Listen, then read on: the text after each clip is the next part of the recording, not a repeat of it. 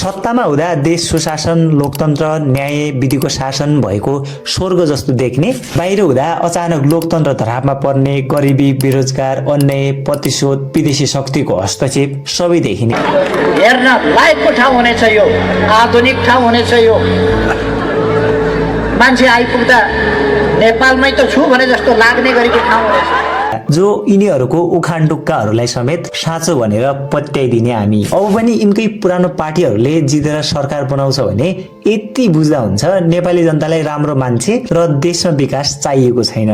अमेरिकी नागरिकता त्यागेपछि नेपाली नागरिकता पुनः लिने प्रक्रियामा त्रुटि भएको भन्दै सर्वोच्च अदालतले पद खारेज गरिदियो। सहकारी ठगी लगायतका विषयहरूमाथि अनुसन्धान र आरोप लागिरहेका छन्, जुन विषय अझै विवादित छ। समर्थकले उनीलाई भ्रष्टाचार विरुद्धको आवाज भन्छन् भने आलोचकले लोकप्रियतामुखी राजनीति गरेको आरोप लगाउँछन्। अनि म जिउँदो छु भनेर म कुनै वडामा सिफारिस माग्नका लागि दस्तुर बुझाएको हुनेछु, मलाई त जिउँदो छस् पनि प्रमाणित गर भनेर भन्ने छन्। अब मसँग केही पनि बाँकी छैन। हो, अब मसँग आफ्ना लागि भन्नुपर्ने अरू केही पनि बाँकी छैन। म विवादसँग डराउने मान्छे होइन, मलाई त देशै निकाल्न खोजेका मान्छेहरू पनि थिए, तर आज तिनीहरू कहाँ छन् मलाई थाहा छैन। म हरेक नागरिकको घरमा हरेक दुःख सुखमा पुगेको छु, पुग्छु र पुगिरहन्छु, कसैसँग परवाह नगरिकन।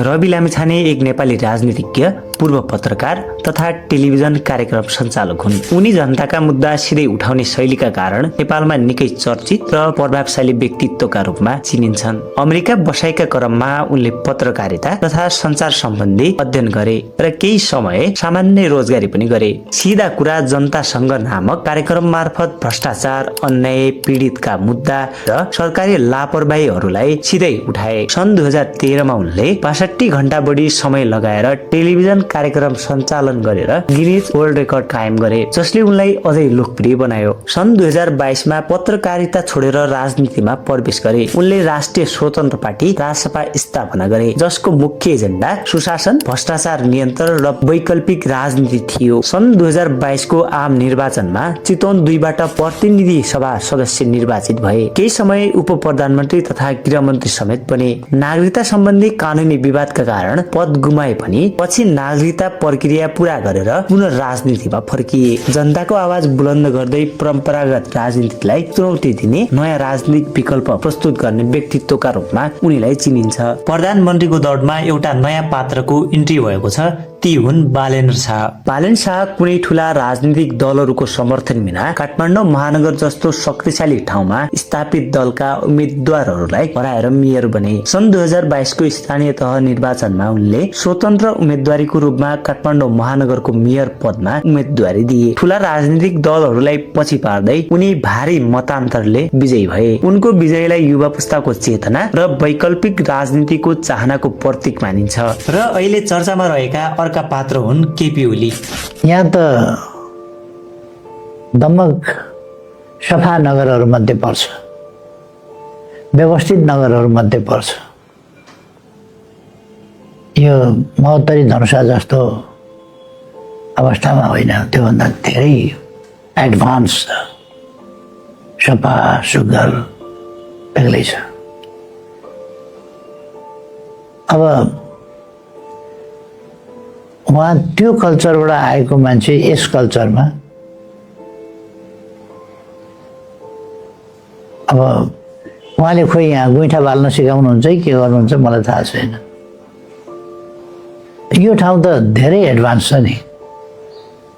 कुनै जाति, वर्ग, भूगोललाई प्रधानमन्त्री भइसकेका मान्छेले यस्तो अभिव्यक्ति दिनु कतिको उचित हो भनेर मैले भनिराख्न नपर्ला। भोटकै कारण नेपालका नेता कुन हदसम्म के गर्न तयार छन् भन्ने कुराको उदाहरण हो यो। सत्तामा हुँदा देश सुशासन, लोकतन्त्र, न्याय, विधिको शासन भएको स्वर्ग जस्तो देख्ने, बाहिर हुँदा अचानक लोकतन्त्र धरापमा पर्ने, गरिबी, बेरोजगार, अन्याय, प्रतिशोध, विदेशी शक्तिको हस्तक्षेप सबै देखिने। देश अन्तरिम सरकारको भरमा चलिरहेको बेला 3 ठूला दल सँगै मिलेर चुनावमा जाने देखिन्छ।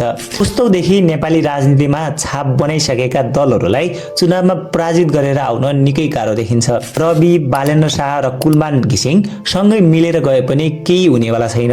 तबसम्म जबसम्म जनताको सोचसँग लड्न सकिन्न। अहिलेको चुनावमा केही नयाँ गर्नु छ भने जनताले सचेत हुन जरुरी छ। मासु भातको लागि देशलाई बेच्ने जनताहरूबाट केही आश गर्न सकिन्न। केरुङ काठमाडौँ पोखरा लुम्बिनी रेलवे केही वर्षभित्र हामी छिटै त्यसको सर्वे गर्छौँ। छिटै मान्छेले अनुमान गरेका छैनन् कति छिटो काम हुन सक्छ भने। हेर्न लायकको ठाउँ हुनेछ यो, आधुनिक ठाउँ हुनेछ यो। मान्छे आइपुग्दा नेपालमै त छु भने जस्तो लाग्ने गरेको ठाउँ हुनेछ। हामी हरेक कुरामा नेता यस्तो, नेताले देश बेच्यो भन्छौँ। नेतालाई त्यो ठाउँमा पुर्याउने को हो त? हावाको तालमा भोट हाल्ने को हो त? जबसम्म जनताको आँखाबाट झोले नामको पट्टी हट्दैन तबसम्म नयाँ हुनेवाला केही छैन। हामी यति सानो कुरामा अल्झिरहेका छौँ कि एउटा योग्य मान्छे छान्न सक्दैनौँ। नेपाली जनता कति सोझो छ भन्ने कुरा केही नेताले विगतमा दिएको भाषण सुनेर थाहा हुन्छ। मलाई कुनै पार्टीसँग मतलब छैन। मलाई मतलब के कुराको छ भने को मान्छे सही छ र को मान्छेलाई मैले 5 वर्षको लागि विश्वास गर्न सक्छु। मान्छे भन्दा पनि पार्टी हेर्ने प्रवृत्तिको कारण देश बिग्रियो। मान्छे मर्न तयार छन् तर पार्टीले गरेको नराम्रो कामप्रति बोल्न तयार छैनन्। कोही आउँछ र देश विकास गर्छ सोच्नु मूर्खता हो।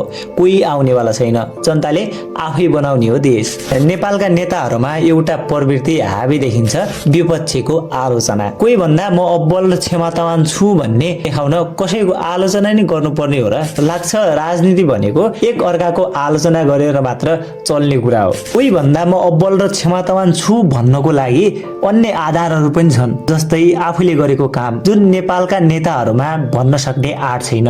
त्यो किनभने कसैले केही कामै गरेका छैनन्। अब यहाँनिर मात्र एक विकल्प के बाँकी रहन्छ भने आफ्नो विपक्षीको आलोचना, निन्दा र भर्सना। यो बिना नेपाली राजनीति अधुरो जस्तै छ अहिलेसम्म। र तिनीहरूको नाटक हेरेर रमाउने हामी नेपाली जनता, जो यिनीहरूको उखान टुक्काहरूलाई समेत साँचो भनेर पत्याइदिने हामी। अब पनि यिनकै पुरानो पार्टीहरूले जितेर सरकार बनाउँछ भने यति बुझ्दा हुन्छ नेपाली जनतालाई राम्रो मान्छे र देशमा विकास चाहिएको छैन।